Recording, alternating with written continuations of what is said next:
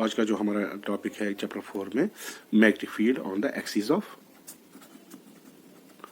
A circular loop, ठीक है, current loop, ठीक है.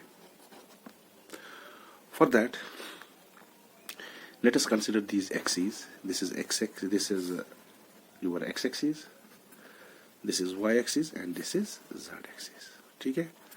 तो we have a circular loop or wire of radius r whose center is at O on the origin of the coordinate axis, around which a steady current I flows. ठीक. This wire जो loop है it lies in the X Y plane, Y Z plane, ठीक है, Y Z plane में ये लाई कर रही है. ठीक. Let us suppose that this point we want to find a magnetic field due to this current carrying loop at point P at a distance of x from the center of the coil. ठीक है.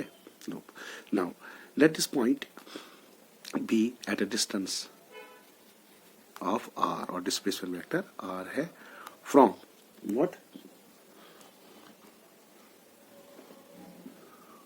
From यहाँ पर current element है dl. Assuming that current I is flowing in anti-clockwise direction. ठीक है ना. So this is your dl. Let us say this is point T. ठीक है ना. This is distance. Okay, r. Now, due to this current, as per Biot-Savart law, this current element, the magnetic field at this point will be given by this element will be given by dB, ठीक है ना, whose magnitude will be mu 0 by 4 pi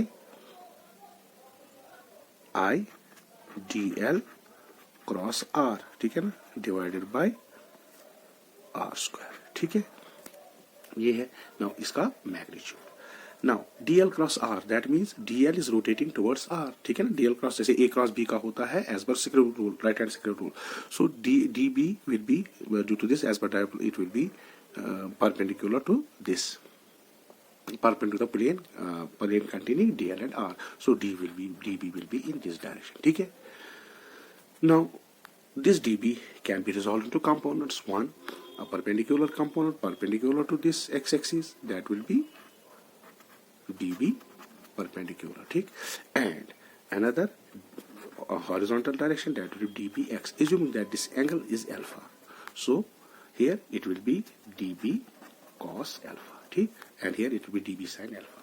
If we take another element here diametrically opposite to first current element dl यहाँ पर लिखे, ठीक है ना, तो इसके opposite है, ठीक है. Its distance will be same at r. ठीक है. Now if again due to this dl is in this direction and r is in this direction, so dl cross r will be in clockwise direction, so it will be out of the plane of the paper. तो ये into the plane of paper ये, और ये होगा out of the plane of the paper. ठीक है ना. db is direction. Now db can be resolved into two components. One will be along this direction, db perpendicular, and another along this direction. So along x-axis dbx इसका भी आएगा, वो add हो जाएगा, ठीक. लेकिन ये जो कंपोनेंट है परपेंडिकुलर कंपोनेंट, अपर हाफ के परपेंडिकुलर सारे, कोई भी एलिमेंट अगर अपर हाफ में लेंगे वो ऊपर वाली डायरेक्शन में होगा और जो लोअर वाले में होंगे वो नीचे वाली direction. So perpendicular components will cancel each other, ठीक है ना. तो बाकी सब बचे ऐड होंगे किसमें, अलॉन्ग x-axis. तो हमें टोटल फील्ड कैसे निकलेगा, ये जो सारे x कंपोनेंट्स है अलॉन्ग x-axis हमें उनको ऐड करना पड़ेगा. तो पहले एक कंपोनेंट लेंगे, देखिए db क्रॉस db r. देखिए अब dl क्रॉस r, इसको हम लिखेंगे db will be equal to mu 0 by 4 pi I dl cross r, that is dl r sine angle between dl and r. अब देखिए angle between dl and r, dl ये किस plane में है, जो वायर है असल में वो है वाई जेड प्लेन में, r किस में है, y एक्स वाई प्लेन में, ठीक. ये एक्स वाई प्लेन है. X Y plane is always perpendicular to the Y Z plane, so r will be always perpendicular to dl. So angle between them is 90 degree, ठीक है. सो r square, ठीक है. अब इसको थोड़ा और सिंप्लीफाई करेंगे, db mu 0 by 4 pi I dl का स्क्वायर बाई r क्यूब, यहाँ r क्यूब, ठीक है. So this is r cube, so this will be dl sin theta 1, r will cancel, so it will be r square, ठीक है ना। इस triangle में r square, this is hypotenuse, this is base and this is perpendicular. So from this it will be r square will be equal to, let us assume that radius of this is capital R, this is x, so this will be r square plus x square. So we can write it as dB equal to mu 0 4 pi I dl r square plus x square. ठीक है, 1.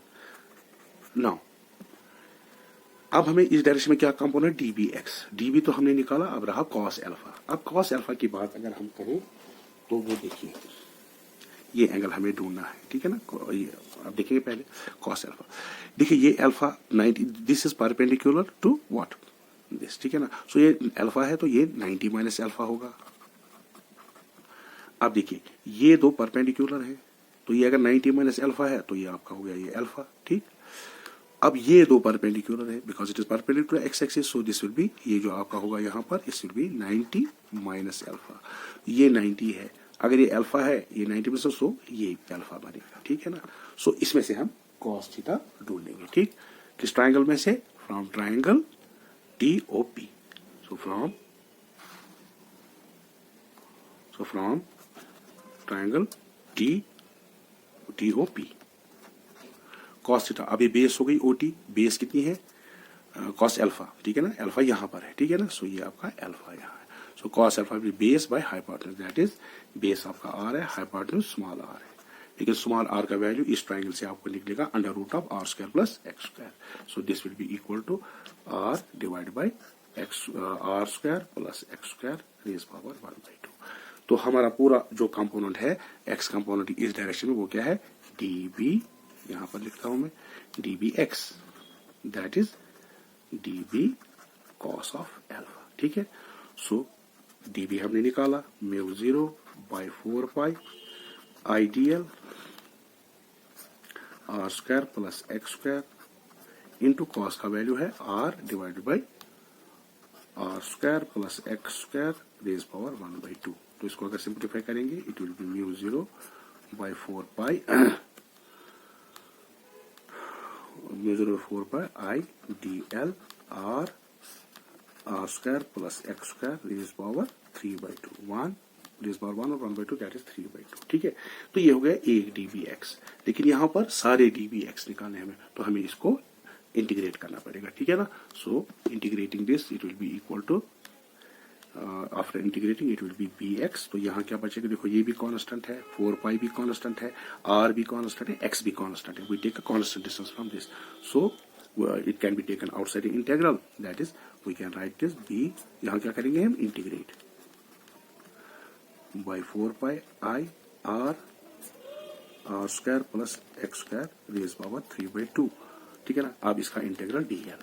Now integral dl, ये dl है तो पूरा जब integrate करेंगे तो इसकी सर्कमफ्रेंस आएगी, that is 2 pi r capital R.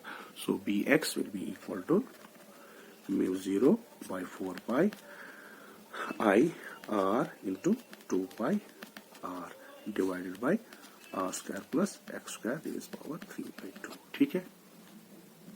ये आ गया.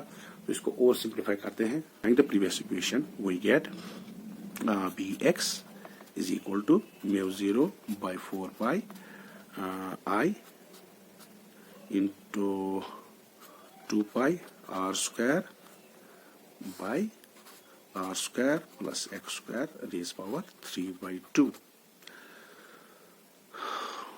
This is the expression for magnetic field due to a current carrying loop.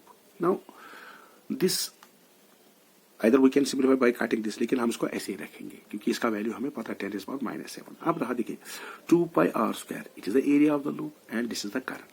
Now if we have n loops, अगर एक वायर नहीं उसके n loops है तो this magnetic field we have to multiply this by n. So let us suppose that we have magnetic field E, that is bx, that is we have a wire of loop of n turns, ठीक है ना. So n is number of turns.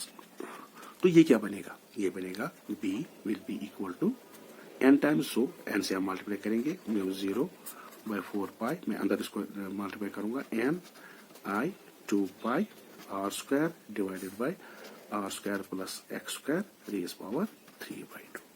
Now this total number of this I into area, N I A, current into area, ठीक, that is called the magnetic dipole moment M, magnetic dipole moment M. तो B किसके बराबर बनेगा फिर? तो ये इसके बदले में क्या करेंगे हम? This will be M. अगर सिंगल लूप होता तो N1 के बराबर होता, ठीक. So mu 0 by 4 pi, this will be two नहीं, यहाँ टू बाहर निकले, pi R square is the area, ठीक है ना. सो दैट इज 2, ये सारा बनेगा आपका M, ठीक है, divided by are square plus x square raise power 3/2, ठीक है. तो ये हो गया in terms of magnetic dipole moment. Magnetic dipole moment का यूनिट क्या होता है? ये सिंपल है, करंट का होता है एम्पियर, एरिया का होता है मीटर स्क्वायर, ठीक है ना. ये इसका यूनिट है, ठीक है.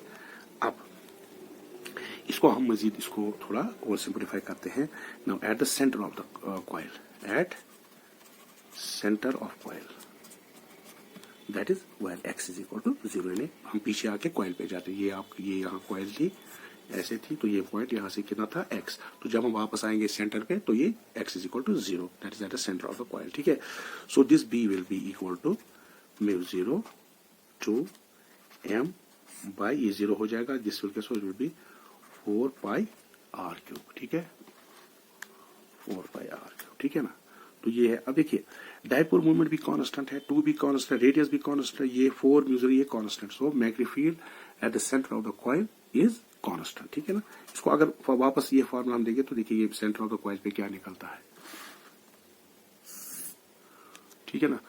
तो देखिए अगर बी को वापस मैं करूं चेंज, मैग्नेटिक डायपोल मोमेंट में खत्म कर दूं, तो ये क्या आएगा mu 0 by 4 pi into 2 m. देखिए m क्या है, आई एन आई ए है ना, आई एन ए क्या है, pi R square, area of N loops, ठीक है ना, divide by are square plus x square raise power 3/2, ठीक है. तो अब अगर एन हमारा 1 है, ठीक है ना, एन हमारा 1 है, ठीक है ना, तो एक्स हमारा 0 सेंटर में निकालूंगा, ठीक है. तो ये क्या बनेगा एट द सेंटर, ये 0 बनेगा, तो ये क्या बनेगा बी, 2 भी कैंसिल करेंगे, सो पाई भी कैंसिल करेंगे, सो इट विल बी म्यू 0, यहाँ से बचेगा 2, एन हम 1 किया तो 1, तो ये क्या बनेगा पाई आर, पाई भी खत्म, ये बनेगा आई आर स्क्वायर, तो यहाँ क्या बनेगा square, that will be r cube, this and this will cancel out, so it will be be will be equal to mu 0 I by 2r. देखिए यहाँ पर भी हमें अगर एक ही टर्न हो, यहाँ पर भी हमें पता चलता है म्यू कांस्टेंट है, आई स्टेडी करंट है कांस्टेंट 2 और r constant. So magnetic field at the centre of the coil must be equal to must be constant, ठीक है ना, यूनिफॉर्म. तो now direction of the magnetic field,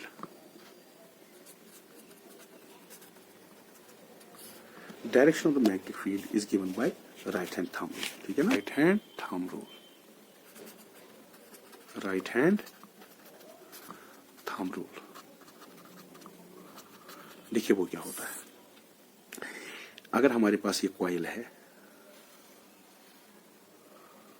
ठीक है, ये कॉइल है, चलो मोटा बना देते हैं,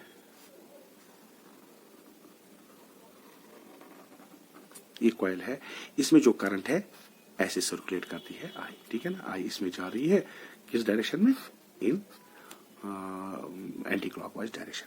तो हमें क्या करना है, if we curl our fingers in the direction of the current, यानी ऐसे ऐसे हम कर्ल करेंगे, ऐसे कर्ल करेंगे, ठीक.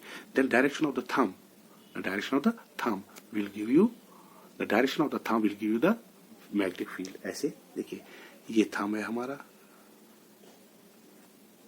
ये हमारी फिंगर, देखिए कैसे ये एंटी क्लॉकवाइज डायरेक्शन, तो हम भी इन उंगलियों को कहाँ करेंगे, एंटी क्लॉकवाइज डायरेक्शन में, ठीक है. सो ये हमारा थंब है, तो मैग्नेटिक फील्ड किस डायरेक्शन में होगा, इस डायरेक्शन, क्योंकि करंट इस डायरेक्शन में आ रही है आई, ठीक है ना. तो ये हमारा जो होगा ये ऐसे होगा, magnetic field will be in this direction, ऐसे.